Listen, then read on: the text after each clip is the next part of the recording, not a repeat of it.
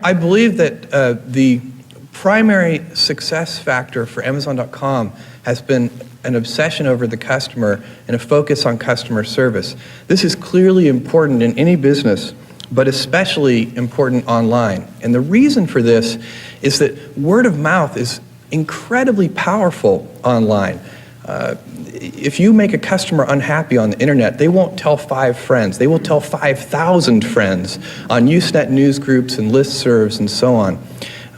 Likewise, of course, if you can make a customer happy by meeting or exceeding their expectations, they can also tell 5,000 people and therefore, be evangelists for you. They can use the internet as a megaphone.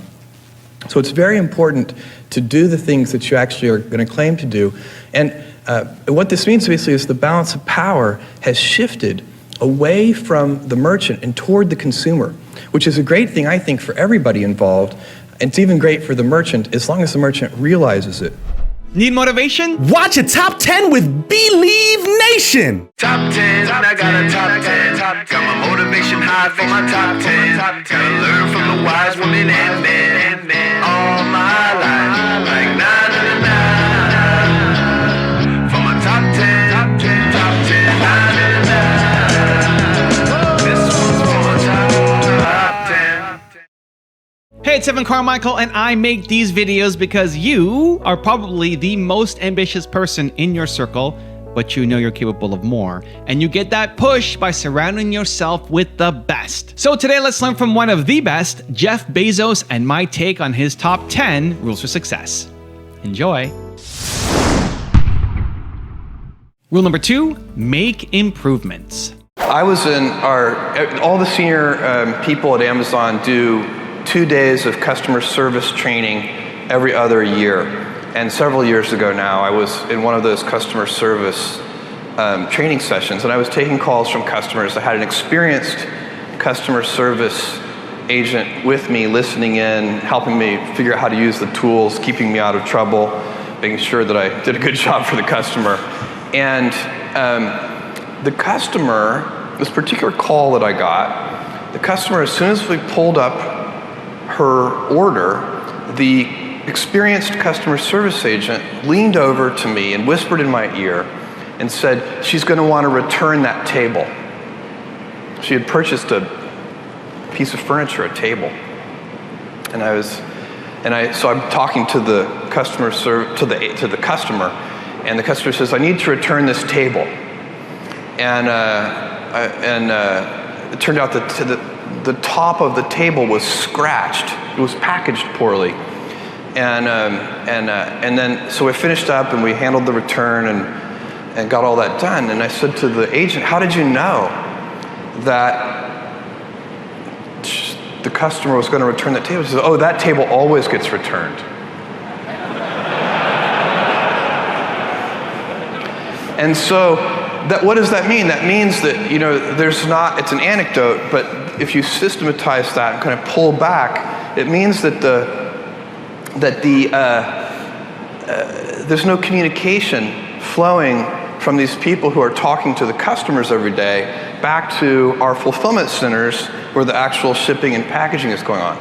And it's very difficult to get that communication to happen. It can't just happen easily. So we built a kind of, inspired by the idea of an end-on cord, where any customer service agent can pull a product off of the Amazon website if they think that there's a problem. And then, of course, having pulled that product off, that sets in place a whole series of processes that go back, but we're not going to ship the same table to the same customer over and over. Rule number 3, forget plan B. Do you usually have a plan B? I don't have plan Bs. I actually don't like plan Bs. I find plan Bs are, they defocus you from plan A. Plan B should always be make plan A work. Rule number 4, select creative people. One of the things about maintaining, first of all, it's somewhat about the selection of the people. So if you want to have a creative culture, when I interview people, I ask them to give me an example of something they've invented. And I always point out it doesn't have to be something that you actually took to the patent office, but something that could be a metric that you invented and followed carefully. It could be a business process that you invented. But how do you go about What's your method for? So you want to select people who like to invent their way out of boxes, and don't necessarily immediately go to either or. We can do A or B, and you know, the right question is, how can we do A and B? What invention do we need to be able to do both? So that's a lot about selection of people, and the great thing about corporate cultures is they're very self-reinforcing. So this could, I mean, somebody who comes to Amazon and doesn't like pioneering, doesn't like exploring, doesn't like going down blind alleys that oftentimes turn out to be dead ends, they'll leave. You know, they're self-selecting. And so we have, over the last 18 years, collected a bunch of people who really enjoy this kind of pioneering approach. Also, to make sure you're actually taking action after watching this video, I've designed a special free worksheet just for this video. The worksheet will highlight all of the lessons learned in this video, as well as pull out our 3 favorite learnings and quotes that will inspire you to actually do something. The worksheet will also give you space to write down what your key takeaways are and your specific plan of action to make sure you're getting results. If you want the worksheet designed specifically for this video, absolutely for free, there's a link in the description below. Go click on it and start building the momentum in your life and your business. I'll see you there. Rule number 5, be realistic. Once you are looking at the odds in a realistic way, it's very important for entrepreneurs to be realistic. And so if you believe on that first day while you're writing the business plan that there's a 70% chance that the whole thing will fail, and you know, then that kind of relieves the pressure of self-doubt. I mean, it's sort of like, I don't have any doubt about whether we're going to fail. That's the likely outcome. And it just is. And to pretend that it's not will lead you to do strange and, you know, unnatural things.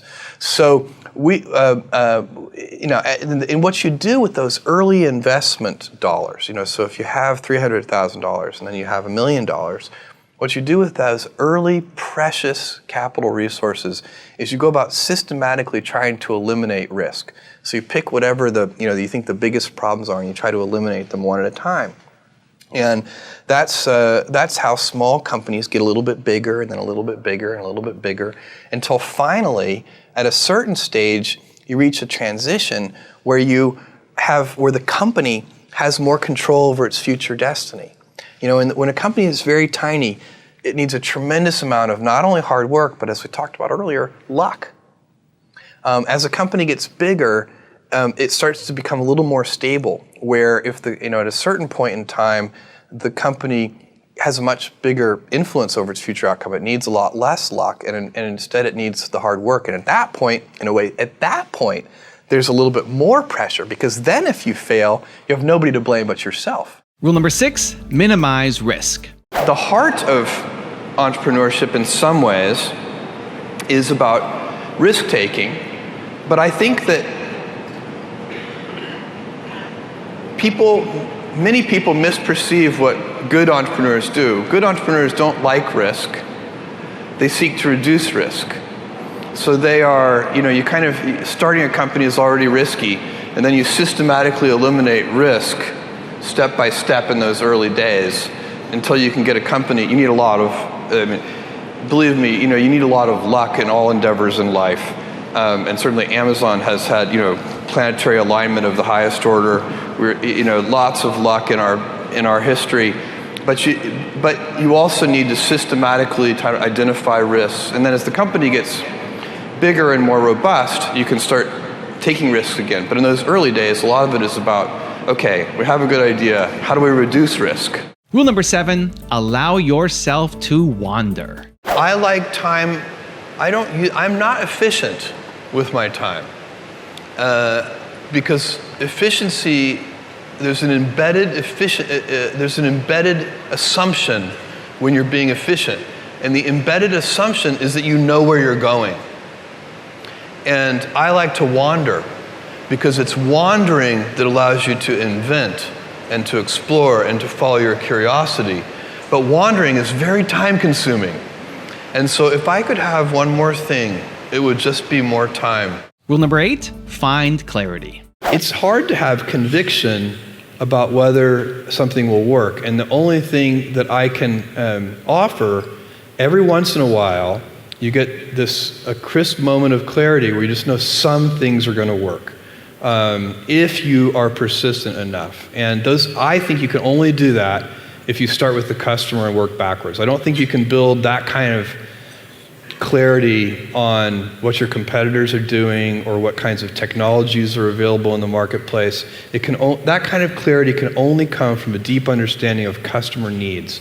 And the good thing about customer needs is they change slowly in time, so you can count on them. I know for a fact that 10 years from now, Amazon's customers will still want low prices. I know for a fact that Amazon's customers 10 years from now will still want fast delivery. They'll still want vast selection. And there's no chance that 10 years from now, somebody will come to me and say, Jeff, I love Amazon, I just wish you delivered a little more slowly. So, because those customer needs are so foundational, sometimes around those things you can get real clarity, and then you can invest, and you can know that your investments will pay dividends for customers over time. Rule number 9, empower people. Whenever you empower people with new tools, you get unexpected and beautiful results. And we're seeing that. I think we're still in the early innings of seeing the kinds of change that AWS can bring to a whole group of entrepreneurs, including entrepreneurs inside companies. And rule number 10, the last one before some very special bonus clips, is have fun. Is there a job, if it wasn't Amazon, if it wasn't business related, is there something else? You started all over again at this age and stage, and you took on a different profession. Would there be one that is close to your heart? I would be very curious today, if I were a young college student today, I would be very interested in biotechnology. I think biotechnology is just a fascinating arena that probably in the next 10 or 20 years, there's going to be a golden age of biotech. One of the golden ages that's happening right now before our eyes is also artificial intelligence and machine learning. So that's another arena that I would be very interested in. My backup career is I'm a very good bartender. So if all else fails, you'll see me at the local bar and I'll be making your drinks slowly, but they'll be good. Now I've got a special bonus clip that I think you're gonna enjoy. But before that, it's time for the question of the day. I wanna know, what was your single biggest takeaway from this video and your plan of action for the next week? When you watch a video and just get motivated, the science says you have a 35% chance of actually following through on your goals. That's not good enough. No, not for you, Believe Nation. We gotta do something. But when you write it down and you create a specific plan of action for the next week, that number jumps to 91% chance of you following through. And when you commit to somebody else, like leaving a comment on this video, it jumps to 95%. You need to follow through on your goals. So what was your single biggest takeaway from this video and your specific plan of action for the next week? Put it down in the comments below so I can celebrate you. Can you tell us a bit more about how you decide what new areas of business to get into? Well, there are a few things that we think about when we get into new business. First of all, we want to know if it's successful, can it be meaningful in the context of Amazon's overall business? So we don't want to do things, it doesn't have to be successful. That's okay. We don't want any guarantees that the business is going to be successful before we get into it. But we do want to know that if we're lucky enough that the business is successful, it has to be meaningful. Our business is already at a scale where it doesn't make sense for us to focus on small industries. So that's one of the things that we like about digital media. It's a big industry. It's one of the things we like about Amazon Web Services. It has the potential to be a very big industry. Our retail business, retail is, the largest retailer in the world still has, single digit market shares. These are huge, $1 trillion markets, so retail can grow to a very large size. And so we want that. We want to know that if it's successful, that it has attractive returns on invested capital. So, we want to be able to convince ourselves that if it works, that there is a return one day on that investment. The third thing we look for is we really want differentiation. That's part of our culture. We're not very good at Me Too product offerings. I'll give you an example. I get asked, and I have been asked for the last 15 years, when are you guys going to open physical stores? And I tell people, as soon as we have a differentiated idea. Because if we were to open physical stores and do it the same way everybody else does physical stores, we would just be, if there are already 100 well-run physical stores, if we're lucky enough to do a good job and have a well-run physical store, we would be the 101st well-run physical store.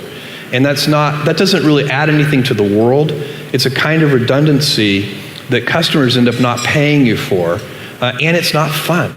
You cannot invent and pioneer if you cannot accept failure. To invent, you need to experiment. And if you know in advance that it's going to work, it is not an experiment. And so that's a very important thing. They are inseparable twins, failure and invention. And so you have to be willing to do that. And it's embarrassing to fail. It's always embarrassing to fail. But you have to say, no, that's not how this works. If I said to you, you have a 10% chance with a particular decision, a 10% chance of a 100x return, you should take that bet every time, but you're still going to be wrong 9 out of 10 times, and it's going to feel bad 9 out of 10 times. And with technology, the outcomes, the results can be very long-tailed. The payoff can be very asymmetric, which is why you should do so much experimentation. Everybody knows that if you swing for the fences, you hit more home runs, but you also strike out more.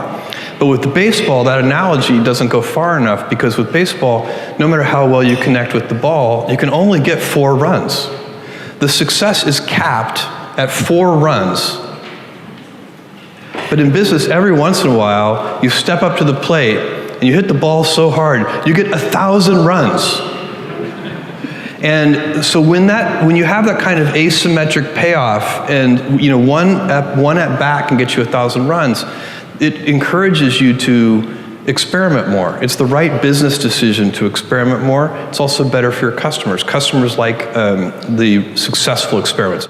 We all have adversity in our lives. I doubt if you really, if you know somebody, any friend or anybody that you talk to, there's no lack of adversity, and by the way, that's good, because it's what teaches us how to get back up. You fall down, you get back up. It always happens. And you get certain gifts in life, and you want to take advantage of those. But I guess my advice on adversity and success would be to be proud not of your gifts, but of your hard work and your choices. So, you may be, the kinds of gifts you get, you might be really good at math. It might be really easy for you. That's a kind of gift. But practicing that math and taking it to the next step, that could be very challenging and hard, and take a lot of sweat. That's a choice. You can't really be proud of your gifts because they were given to you. You can be grateful for them and thankful for them. But your choices, you choose to work hard. You choose to do hard things. Those are choices that you can be proud of. If you want to be an inventor of any kind, inventing a new service offering for customers or a new product or anything, being an inventor requires, because the world is so complicated, you have to be a domain expert. I mean, in a way, even if you're not at the beginning, you have to learn enough so that you become a domain expert. But the danger is, once you become a domain expert, you can be trapped by that knowledge. And so inventors have this paradoxical ability to have that 10,000 hours of practice and be a real domain expert, and have that beginner's mind. Have that look at it freshly, even though they know so much about the domain. And that's the key to inventing. You have to have both. And I think that is intentional. I think all of us have that inside of us, and we can all do it, but you have to be intentional about it. You have to say, yeah, I am going to become an expert, and I'm going to keep my beginner's mind. So your question is, did I kind of anticipate what would happen over the last 22 years at Amazon? And the answer is, God, no. So, Amazon started as a very small company. It was me and a few other people. I was driving all the packages to the post office myself in my 1987 Chevy Blazer. When I raised money for Amazon, I had to raise $1 million, which I raised from 22 different investors, $50,000 each. They got 20% of the company for the $1 million. And it was 40 people told me no. So I had to take 60 meetings to get 20 yeses. The first question was always, what's the internet? And I had to walk through that. And this was 1994, early 95. And so did I anticipate, fast forward to today and the current version of it? No. It has been one foot in front of the other. And I think that is true for most businesses, where you kind of proceed adaptively. It's step by step. You figure it out. You have a success, and then you kind of double down on that success, and you figure out what else you can do, what customers want. Ever since I was 5 years old, that's when Neil Armstrong stepped onto the surface of the moon. I've been kind of passionate about space, rockets, rocket engines, space travel. I became a science fiction reader, and I've always known that I wanted to do something having to do with space, and I've spent a lot of time thinking about it for really almost my whole life. And that's one of the things, you guys will find that you have passions, and having a passion is a gift. I think we all have passions, and you don't get to choose them, they pick you, but you have to be alert to them. You have to be looking for them. And when you find your passion, it's a fantastic gift for you because it gives you direction, it gives you purpose. You can have a job, or you can have a career, or you can have a calling. And the best thing is to have a calling. And if you find your passion, you'll have that, and all your work won't feel like work to you. We don't meet with our biggest investors. We meet with investors who have low portfolio turns. So, investors that have, many investment funds have very high portfolio turns. They turn their portfolio multiple times per year. They're not really investors, they're traders. There's nothing wrong with that. It's just a different thing. But where you're going to spend your time and your energy is one of the most important decisions you get to make in life. We all have a limited amount of time, and where you spend it and how you spend it is just an incredibly levered way to think about the world. And so if you're going to spend time, explaining the stock or the company, really, we don't really explain the stock, we explain the company to people. You should do it to people who are long-term investors rather than traders. That's our point of view. Be stubborn on vision and flexible on details. You really can't accomplish anything important if you're not stubborn on vision, because things that are important take a long time. They take teams. You can't do it by yourself, and so you really need to have a crisp idea of the vision. You need to stay incredibly relentless on that vision, but you need to be flexible on the details because you've got to be experimental to accomplish anything important. And that means you're going to be wrong a lot. And so you're going to try something on your way to that vision, and that's going to be the wrong thing, the wrong decision. You're going to have to back up, take a little course correction, and try again. And so you cannot be stubborn on the details. You have to be flexible on the details. I ask everybody to not think in 2 to 3 year time frames, but to think in 5 to 7 year time frames. To not think about, when somebody says to me, congratulates Amazon on a good quarter, which is a very common thing to say. You meet somebody, they're being nice, they looked at your financial results for the quarter, they're like, good quarter. I say thank you. But what I'm thinking to myself is, that quarter, those quarterly results were actually pretty much fully baked about 3 years ago. And so like today, I'm working on, a quarter that is going to happen in 2020, not next quarter. Next quarter, for all practical purposes, is done already, and it's probably been done for a couple of years. And so if you start to think that way, it changes how you spend your time, how you plan, where you put your energy, and your ability to look around corners gets better. So many things improve if you can take a long-term. And by the way, it's not natural for humans. So it's a discipline that you have to build. The kind of, get rich slowly schemes are not big sellers on infomercials. And so that's something that you have to sort of steel yourself for, discipline, and teach. You can choose. We all get to choose our life stories, and it's the choices that define us, not our gifts. Everybody in this room has many gifts. I have many gifts. You can never be proud of your gifts because they're gifts. They were given to you. You might be, tall, or you might be really good at math, or you might be extremely beautiful or handsome, or there are many gifts, and you can only be proud really of your choices, because those are the things that you are acting on. And one of the most important choices that each of us has, and you know this just as well as I do, is you can choose a life of ease and comfort, or you can choose a life of service and adventure. And when you're 80, which one of those things do you think you're going to be more proud of? You're going to be more proud of having chosen a life of service and adventure. What motivates me when times are rough? I find if I'm stressed about something, it's usually because I'm not doing anything about it.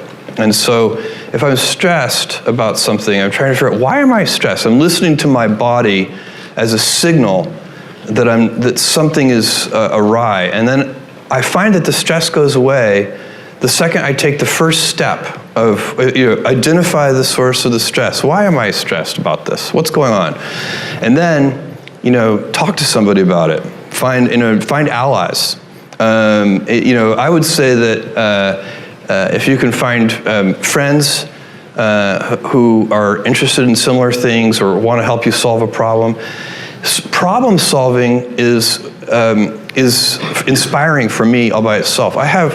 As long as I have allies, there's nothing more fun than getting in a room with a group of inventors and saying, look, here's the problem, let's invent a solution to it. And as soon as you start doing that, I find that it turns from something that might create stress into something that creates fun. A young person starting their career, I think there are probably a lot of things. Some of them are very well known and people have heard them many times, they're still true. One of those is you should always focus on, a young person should find something that they're passionate about to do. And that's not going to surprise anyone. It's a clear thing to do. It's very hard. If you don't love your work, you're never going to be great at it. I think the other thing I would suggest to any young person, even before they start their career, is to really think about their choices. Because I find young people, and when I was young, I made this mistake too. You can get very fixed on your gifts. So everybody has gifts. You have gifts and you have things that you didn't get gifted. Maybe you're extremely beautiful. Maybe you're extremely good at mathematics. There are a lot of things that you can be given. But those things can confuse you because they're not the things that construct your life. It's your choices that construct your life, not your gifts. You can celebrate your gifts. Be proud of them. Be happy of them. Actually, don't be proud of them. Be celebratory of them. But you can't be proud because they're gifts. They were given to you. You didn't earn them. You can only be proud of the things you earn. And so as I got older, I started to realize I wasn't proud of my gifts. I was always good at school. School was always easy for me. And I was always proud that I was a great student. I got A's in all my classes. I was good at math, all of that. And I thought that's who I was. But it's not true. Those are the things that are gifts. What was hard for me is deciding to work hard, deciding to use my gifts in certain ways, to challenge myself, to do things that I didn't think I could do, to put myself in uncomfortable situations. I would say to a young person, you can choose a life of ease and comfort, or you can choose a life of service and adventure. Which one of those, when you're 90 years old, are you going to be more proud of? Look, we would all love all of our numbers to be smooth lines up and to the right, and that would be terrific, but that's not how it works. Those numbers are output measures. And I guess you could try to manage your quarterly earnings very precisely, but I think personally that would be a mistake. Most of the work that we put into any particular quarter happened years ago. So it's not, there aren't that many knobs you can turn during a quarter. You can, but they're like eating your seed corn if you turn those knobs. You don't want to do that. And so people, I think if you focus on the controllable inputs to your business instead of the outputs, in the long term, you get better results. So the Benjamin Graham quote here is that in the short term, the stock market is a voting machine. In the long term, it's a weighing machine. And I think people are well advised to build a company that wants to be weighed and not voted upon. And that means having good return on invested capital and having lots of free cash flow. But if you said to me, if I said, here's a job I would reject. If somebody came up to me and said, Jeff, I want your job to be to drive up the Amazon stock price and just manage that directly. Now this might sound ridiculous to some of you, but many companies actually do this. They actually go out and they try to sell the stock. That's kind of the final output. And it's much better to say, okay, let's not do that. That's not going to be sustainable. It's kind of a silly approach. What are the inputs to a higher stock price? And you say, okay, well, free cash flow and return on invested capital are inputs to a higher stock price. Okay, so let's keep working backwards. What are the inputs to free cash flow? And you keep working backwards until you get to something that's controllable. And a controllable input for free cash flow would be something like lower cost structure. And you back up from there and you say, okay, well, if we can improve our picking efficiency in our fulfillment centers and reduce defects. Defects are very, very costly. It's probably, reducing defects at the root is one of the best ways to lower cost structure. And so then that starts to be a job you would accept. You would say, if you're a reasonable person, you would say, I have no idea how to drive up the stock price. I can't manage that directly. It's not a controllable input. But I can make your picking algorithms more efficient. And that will reduce cost structure and then, follow that chain all along the way. That's what you do in all of these businesses. Failure and invention are inseparable twins. Everybody wants to be inventive. If you go talk to corporate America or any institution, actually, government agencies and so on, innovation is something to be proud of. People like invention. But the problem is they don't like failure. And you cannot have invention without failure. If you already know it's going to work, it's not an experiment. And only through experimentation can you get real invention. The most important inventions come from trial and error with lots of failure.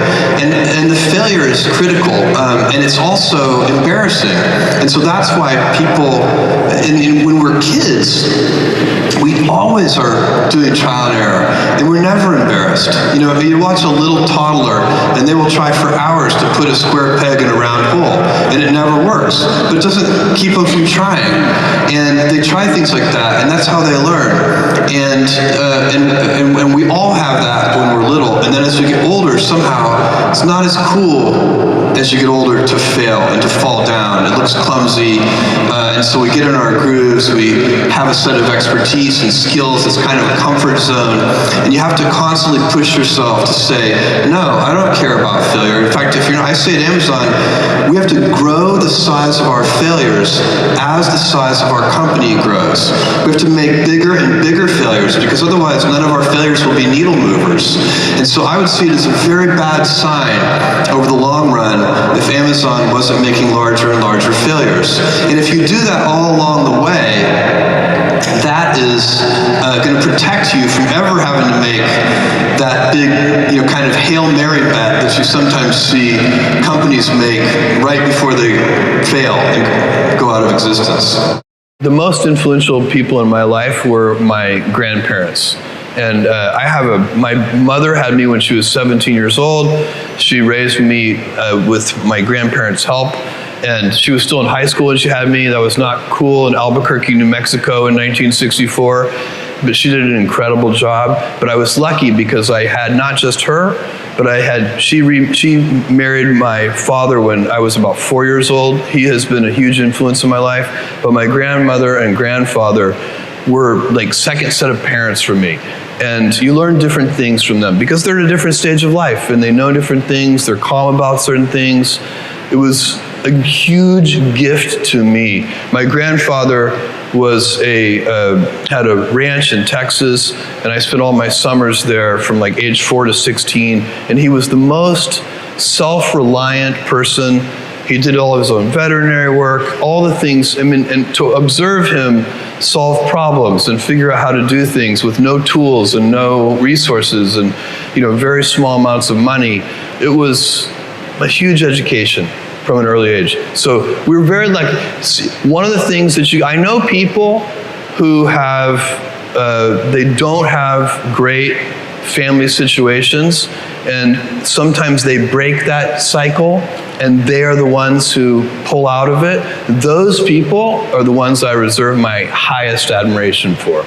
As the owner of the Post, I know that at times the Post is going to write stories that are going to make very powerful people very unhappy. And are you upset if they are writing critical stories about Amazon, which they do? No, I'm not upset at all. When I first bought the Post in 2013, never. And I never. I would be humiliated to interfere. I would be so embarrassed. I would turn bright red, and it has nothing to do with. I don't even get so far. I just don't want to. For me, it would feel icky. It would feel gross. It would be one of those things when I'm 80 years old, I would be so unhappy with myself if I interfered. Why would I? Yeah. I want that paper to be independent. At Amazon, one of the things we try to do is have multiple paths to yes. And so here's a little thought experiment for you. If you are a junior executive at Amazon, and if Amazon did this in the typical kind of corporate hierarchy way, you had an idea. You need to get your boss to greenlight that idea, and then your boss's boss needs to greenlight that idea, and then your boss's boss's boss needs to greenlight that idea. There are probably 5 levels or more before that idea gets the go-ahead. Assume instead that you're an entrepreneur with a startup company idea, and you need venture capital. You go to Sand Hill Road, and you go to the first venture capitalist, and they tell you no. And you go to the second one, and they tell you no. Maybe your 20th one tells you yes. You got 19 no's and 1 yes, and you're still good to go. So that venture capital model there's multiple paths to yes. There were 20 people who could give you a yes, and it didn't matter how many gave you a no. So if you want innovative thinking, you have to think about how can we you want a large number of high judgment people empowered to greenlight things. You want multiple paths to yes. And you want a system where, as a junior Air Force officer with a good idea, the first 5 people tell me no, and somehow I can still go pursue that idea.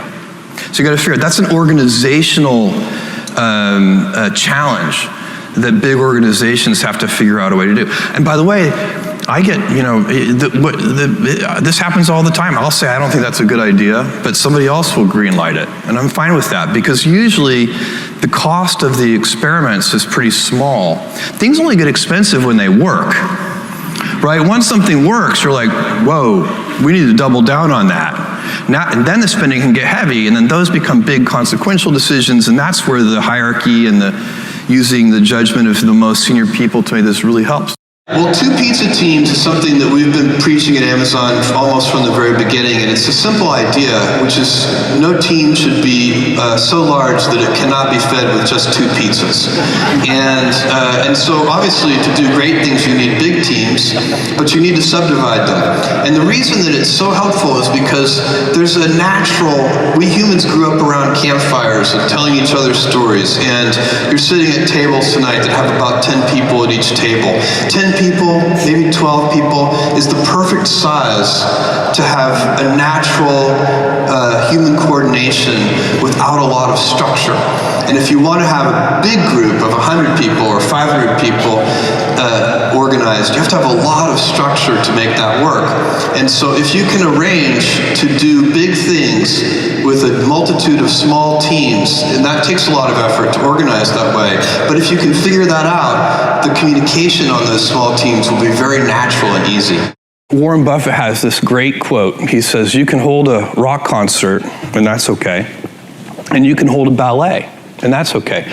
Just don't hold a rock concert and advertise it as a ballet.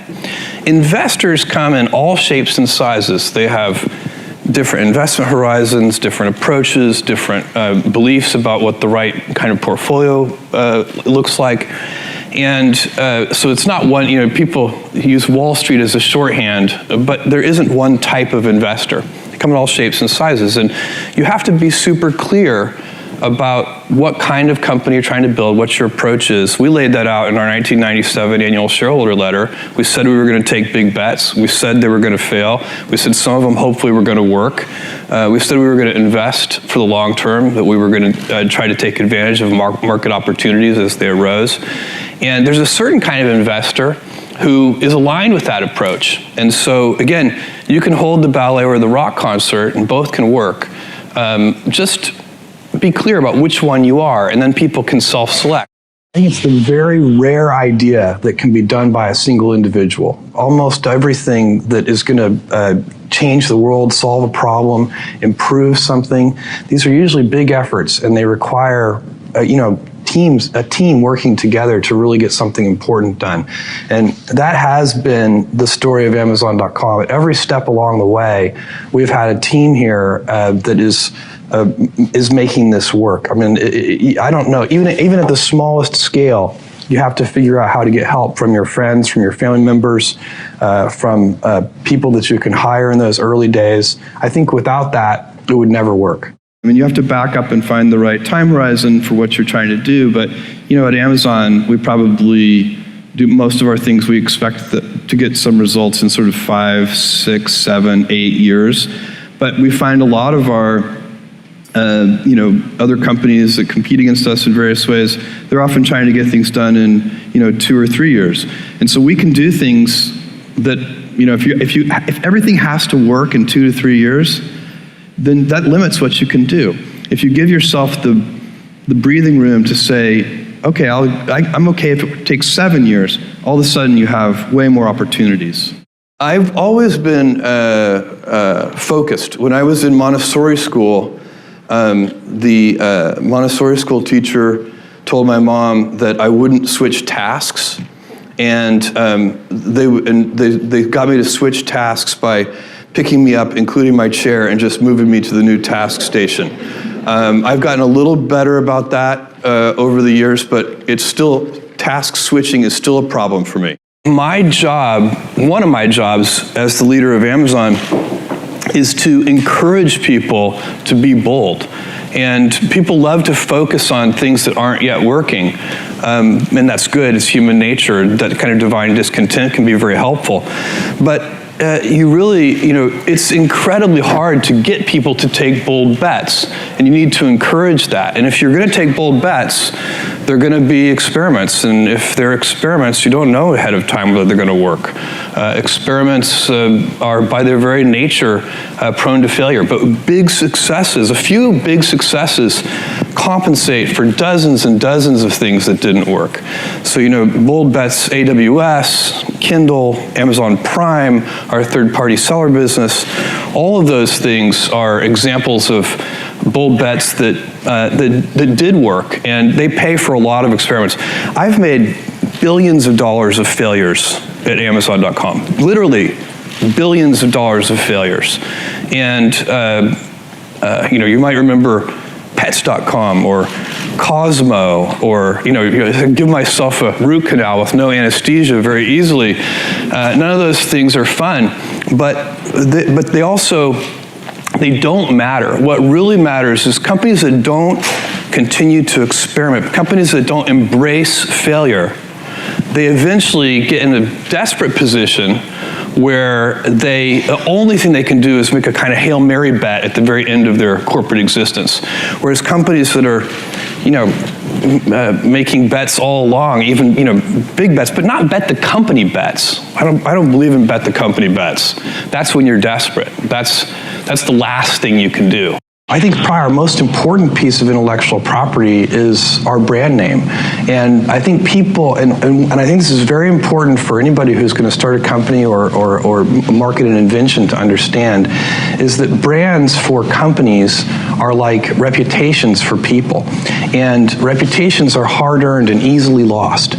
So the most important intellectual property that a company can have is, for us, it's Amazon. It's that name, but what it stands for. And we've worked very hard to earn trust. You can't ask for trust. You just have to do it the hard way, one step at a time. You make a promise and then fulfill the promise. You say, we'll deliver this to you tomorrow, and then you actually deliver it tomorrow.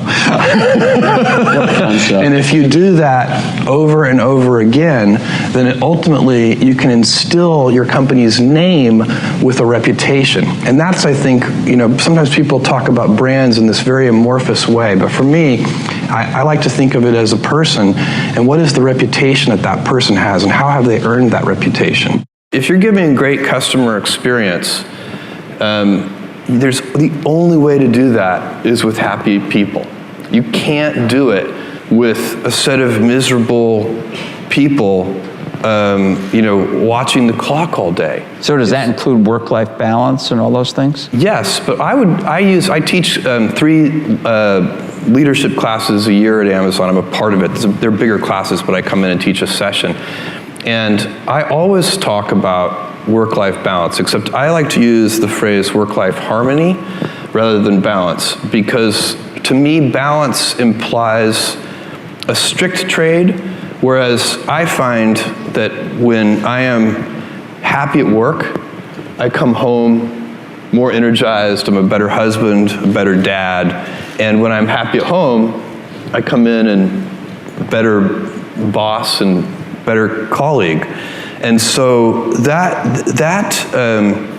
it's not, you could be out of work and have terrible work-life balance. Even though you've got all the time in the world, you could just feel like, oh my God, I'm miserable, and you would be draining energy. And so you have to find that harmony. It's a much better word. And I think for most people, it's about meaning. People want to know that they're doing something interesting and useful. And for us, because of the challenges that we have chosen for ourselves, we get to work in the future, and it's super fun to work in the future. The best advice I can give somebody is do something that you think is interesting and let the waves catch you. Something that I see people do, which I don't think is a good idea, is they try to chase the current thing. I saw this so much in 1997 and 1998, 1999 with respect to the internet. There were, in 94 and 95 and 96 and 97, mostly the people who were, the earlier you get, the more true this is, but the people who were sort of looking at this space and starting companies were genuinely interested in it. They thought it was really cool.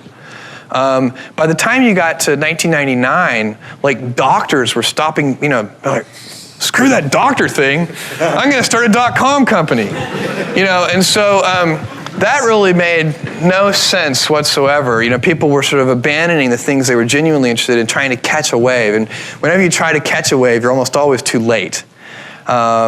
So it's better to just, if you're paddling after it, you basically have to wait in place and let it come to you. It's easy to have ideas. It's very hard to turn an idea into a successful product. There are a lot of steps in between, and it takes persistence, relentlessness. So I always tell people who are, who think they want to be entrepreneurs, you need a combination of stubborn relentlessness and flexibility. And you have to know when to be which. And basically, you need to be stubborn on your vision, because otherwise it'll be too easy to give up. But you need to be very flexible on the details, because as you go along pursuing your vision, you'll find that some of your preconceptions were wrong, and you're going to need to be able to change those things. So I think taking an idea successfully all the way to the market and turning it into a real product that people care about and that really improves people's lives is a lot of hard work. When I'm 80, now 90, I want to have minimized the number of regrets that I have in my life. And most of our regrets are acts of omission. They're things we didn't try. It's the path untraveled. Those are the things that haunt us. What do you say to employees when you obviously have some traders in the stock who are not happy and suddenly the stock is down 25% after a quarter? Well, since 1997, at almost every all-hands meeting, we have 2 all-hands meetings a year. At almost every all-hands meeting, I remind employees that, if the stock is up 10% this month, don't feel 10% smarter, because when the stock is down 10% some month, you're going to have to feel 10% dumber, and it's not going to feel as good. And so it's, ownership is, we give most of our compensation is done in terms of stock compensation, and part and parcel with ownership is a mentality of long-term thinking. Owners think longer term than renters do. So I have a friend who rented his house to some tenants, and instead of getting a Christmas tree stand at Christmas, they just nailed the Christmas tree into the hardwood floors of the house. No owner would ever do that. And but sometimes that's a bad tenant. They're good tenants, but that's a bad tenant, and it's because this is the same old thing about nobody ever washed a rental car, and you take better care of the things that you own, but one of the responsibilities of ownership. You shop on Amazon, and if you have something, the service you don't like. So do you just pick up the phone, call your team of 700,000 people, and tell them, I don't like this, change this, or... You know what I do? So I don't do this, it doesn't happen that often, but if I get a delivery that I don't like, maybe I don't like the way it's packaged or something, we have regular meetings of the senior executive team, and I bring the box to the meeting. And when I walk in, I haven't done this in a while, it's been a while, but when I bring in a box, everybody in the room is like, oh no, he's bringing in a box, because it's always some problem. But really the way I get feedback is primarily from my email address is very well known, and I keep it well known. And I get hundreds and hundreds of emails every day from customers, and they always have something interesting to say when something goes wrong. Because we have hundreds of millions of customers around the world, and no matter how good we are, we can still be better. You can always be better. Customers have a divine discontent, and they teach you if you listen to customers. So we watch for that, and we see patterns, and we can find places where it's not working, something's going wrong, and that's really how I get the feedback, is from customer input. And often, in all caps, angry, you ruined my child's birthday because the gift didn't show up on time. And we take that, and what you really want to do is you take that, it's an anecdote, it's a single example, but you need to find the root cause. What went wrong deep inside the system? How did this happen? Because then you can fix it for everyone, so that particular problem will never happen again. You don't just fix the symptom, you have to fix the root cause. And that's been the secret to our operational success for 20 years. What I want to achieve with Blue Origin is to build the heavy lifting infrastructure that allows for the kind of dynamic entrepreneurial explosion of thousands of companies in space that I have witnessed over the last 21 years on the internet. So when I think about the founding of Amazon.com, it only could work, so it take you back to 1995, July 1995, we opened our doors. And this is a 10-person company. I'm driving the packages to the post office myself. And we were sitting on a bunch of heavy lifting infrastructure. Otherwise, a tiny company could never have started Amazon.com. You couldn't do it. For example, there was already a gigantic logistics network called the US Postal Service and UPS and FedEx. That would have been tens of billions, actually hundreds of billions of dollars of capital that you would have had to have laid out if you had to build a logistics network. We didn't have to do that. It existed. That heavy lifting was already done. The internet itself was sitting on top of, at that time, the long distance phone network. Again, tens of billions, hundreds of billions of dollars of capital put in place for long-distance phone calls, but repurposed for the internet.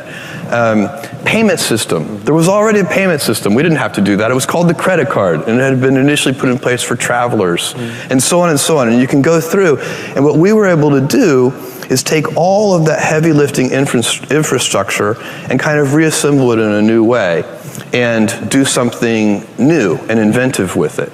And that's one lens through which you can view the founding of Amazon.com. In space today, that is impossible. On the internet today, you know, 2 kids in their dorm room can reinvent an industry. That's because the heavy lifting infrastructure is in place for that. Today, 2 kids in their dorm room can't do anything interesting in space. You know, you could build a CubeSat.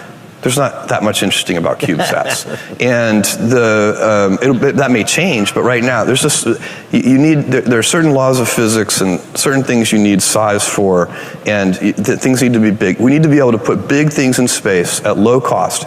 And so, if I'm 80 years old and I can say to myself that Blue Origin did the heavy lifting, you know, I'm using my Amazon winnings. To do a new piece of heavy lifting infrastructure,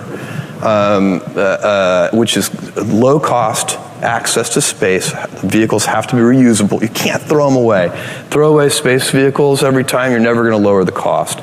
So we're trying to lower the price of admission into space so that thousands of entrepreneurs can then do amazing, surprising things. Nobody in 1995, so it's not that much, just nobody in 95 predicted travel. Snapchat. Right. You know, it's I can't predict for you what amazing entrepreneurs, brilliant, amazing entrepreneurs will do in space. But I know if I give them low-cost access to space, some brilliant, you know, 22-year-old is going to figure it out. It's one of those things about what companies get sustainable. It's those that provide platforms upon which others can build. If you empower others to do things. So AWS is like that. Kindle Direct Publishing is like that. Our third-party selling business is like that. Fulfillment by Amazon is like that. Every time you figure out some way of providing tools and services that empower other people to deploy their creativity, you're really onto something. My opinion is that I can do some things at Amazon that would be hard for other people to do only because of my history with the company.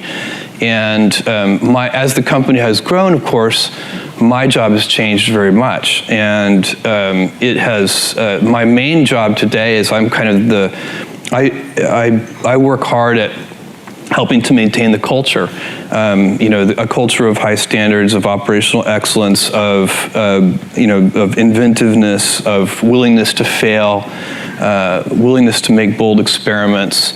I'm the counterbalance to the institutional no who can say yes. But I won't, you know, I'm not going to be here forever. Amazon is a really many of the traits that make Amazon unusual are now deeply ingrained in the culture. In fact, if I wanted to change them, I couldn't. If I decided tomorrow that I wish Amazon did less pioneering and more close following, I couldn't do it. The culture is you know, cultures are self-reinforcing, and that's a good thing. You know, the people who come to the company. We get sometimes people come to the company and they find Amazon very boring because we don't have enough, you know, competitive zeal. You know, we don't wake up. Some annual planning processes and some companies literally start with who are our 3 biggest enemies, and then, you know, here's how we're going to hold them at bay or defeat them. And we don't have such a list at Amazon. It's not how our annual planning process works. And so, but if you're, on the other hand, if you're the kind of person who gets up in the morning and says, in the shower time, you know, what can we invent for customers and what can we do differently and how can we improve that experience and so on, then, you know, then it's going to be a playground. I still run into work, by the way. I took my family on vacation to France, my wife's extended family. There were about 20 of us. And we had an unbelievably good time. Great food, everything. We were there for a week. I got back to Seattle and I ran into the office. I'm having so much fun.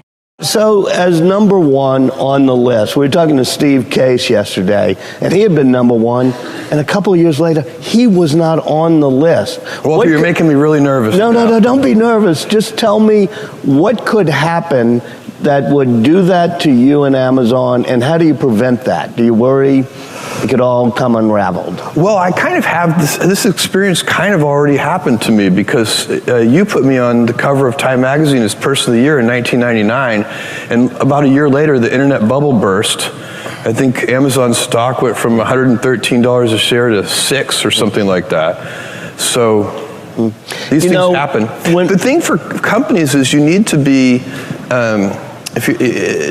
nimble and robust. So you need to be able to take a punch, and you also need to be quick and innovative and doing new things at a high speed. That's the best defense against the future.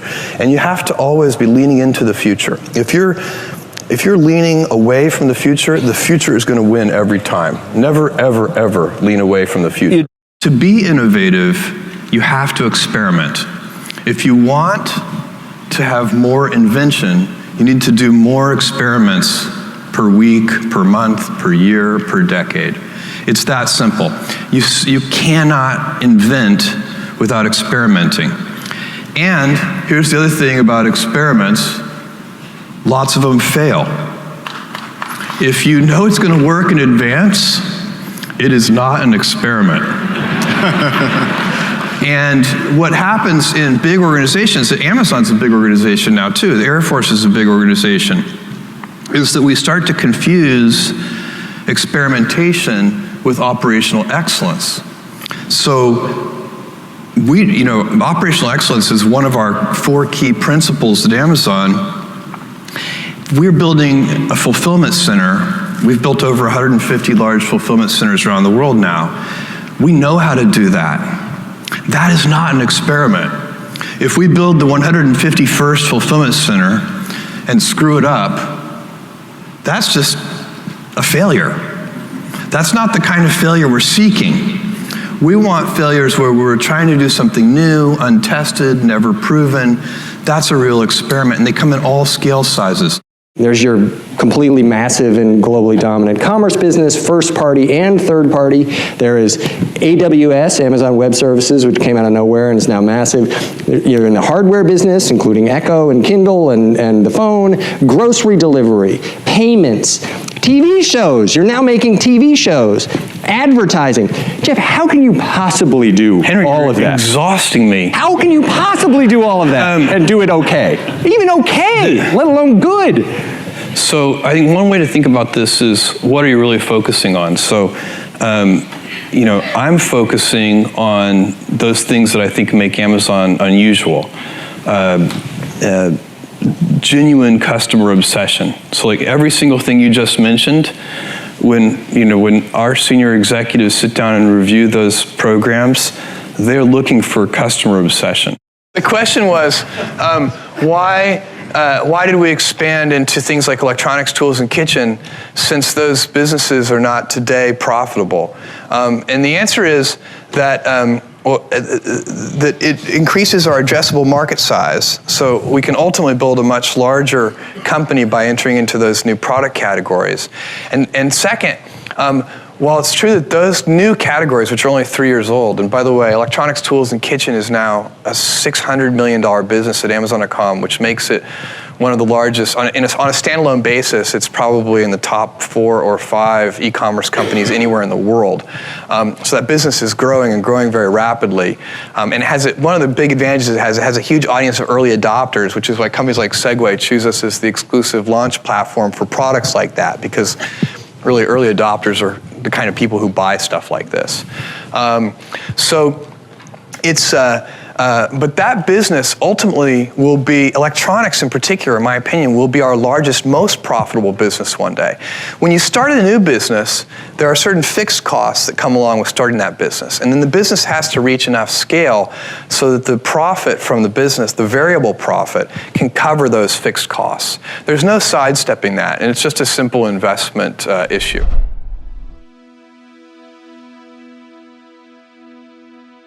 If you want 10 more amazing rules from Jeff Bezos, check out the video right there next to me. I think you'll love it. Continue to believe, and I'll see you there. But those things can confuse you because they're not the things that construct your life. It's your choices. If you do something in a new way, and I don't care what it is,